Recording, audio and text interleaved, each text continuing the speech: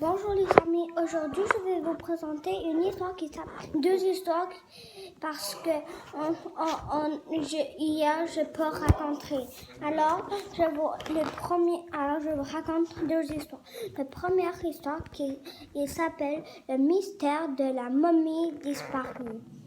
Et la deuxième histoire qui s'appelle Comme les kangourous ont inventé la poche. Ça commence. En premier, je vous raconte le mystère de la momie disparue. Ça commence. Guillaume rêvait d'être détective privé. Il était toujours à l'affût d'une découverte. L'affaire d'un crime à punir. Il ne se déparait pas de la loupe pour observer les empreintes de son carnet et de son stylo pour noter ses observations. Un de ses menottes en plastique qu'il avait reçues à Noël avec sa panoplie de détective, car on ne sait jamais, disait-il. Alors qu'il visitait le musée d'archéologie de la ville pendant sa fermeture, car son père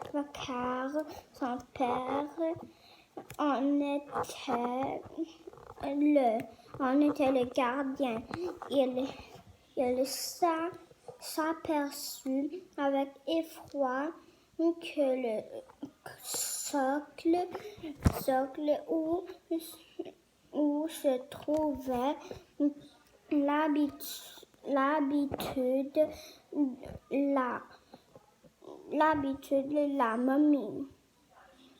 momie égyptienne était vide. Ça alors, en voilà un mystère. Guillaume accourut muni de sa loupe et se mit à inspecter attentivement le sol. Il constata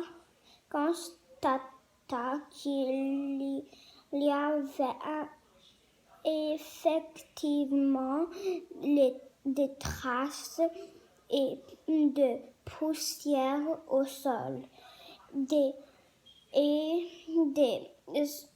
empreintes de pas qui s'y étaient posées. Tout heureux, il courut prévenir son père. Papa, j'ai découvert un vol. On a kidnappé la momie. Viens voir, vite. Sans laisser le temps à son père de dire un mot, il le tira par la manche jusqu'au socle vide.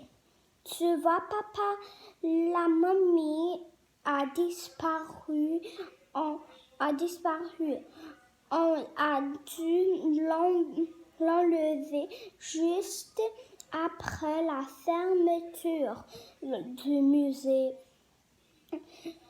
Le père de Guillaume ne ne pouvant se retenir plus longtemps, éclata de rire. Regarde ce que je viens de préparer. Et il montra à Guillaume un petit crayon, un petit carton où il y avait écrit « La momie sera absente quelques semaines pour cause de restauration. Mais oui, on refait quelques bandelettes qui s'abîmaient. Avant de regarder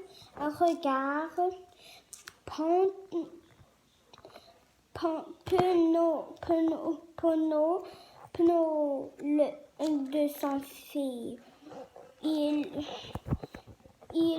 lui sourit et lui tapota l'épaule.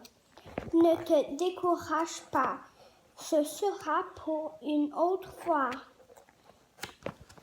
Aujourd'hui, cette histoire qui s'appelle le mystère de la momie le mystère de la momie disparue est fini. Maintenant, je te raconte l'autre histoire qui s'appelle Comment les kangourous ont inventé la poche. Ça commence. Maman kangourou était très étourdie. Elle oubliait tout et surtout son bébé. Elle passait son temps à le chercher, se demandant où elle avait bien pu les garer. Elle courait partout dans les déserts interrogeant. Tout ce qu'elle raconterait, vous n'auriez pas vu mon petit. Elle finissait toujours par le retrouver avec les enfants d'une voisine au milieu des bébés koalas, ou même simplement à la maison. Cela ne peut plus durer.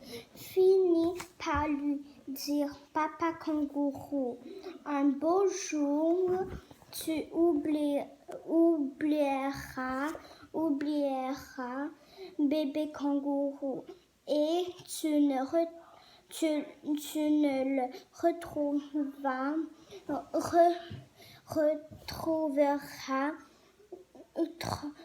retrouveras plus jamais. Papa kangourou sortit pour réfléchir tranquillement. Il était si préoccupé. Kangourou sortit préoccupé qu'il ne s'aperçut que trop tard qu'il se trouvait très près des habitations humaines au moment de rebrousser chemin. Il trouva par terre un drôle d'objet. On l'examinait attentivement. Papa kangourou eut un rire joyeux. C'est exactement ce qu'il me faut, dit-il. et il s'éloigna rapidement. Le lendemain, il annonça la maman kangourou. J'ai une surprise pour toi. Regarde, avec ça tu ne perdras plus bébé kangourou. Et il mit autour du cou de maman kangourou et un grand sac, celui qu'il avait trouvé la veille. Maman kangourou, ravie d'essayer, immédiatement il se superbe. Enfin, bébé kangourou restera toujours avec moi. Et elle sortit, un-t-elle sucé que toutes les autres mamans adoptèrent cette invention. C'est pourquoi maintenant encore, toutes les mamans kangourous ont une poche sur le ventre. Aujourd'hui, cette histoire est finie. Et demain, je vous raconte une histoire qui s'appelle les tribulations d'une feuille de papier. Au revoir.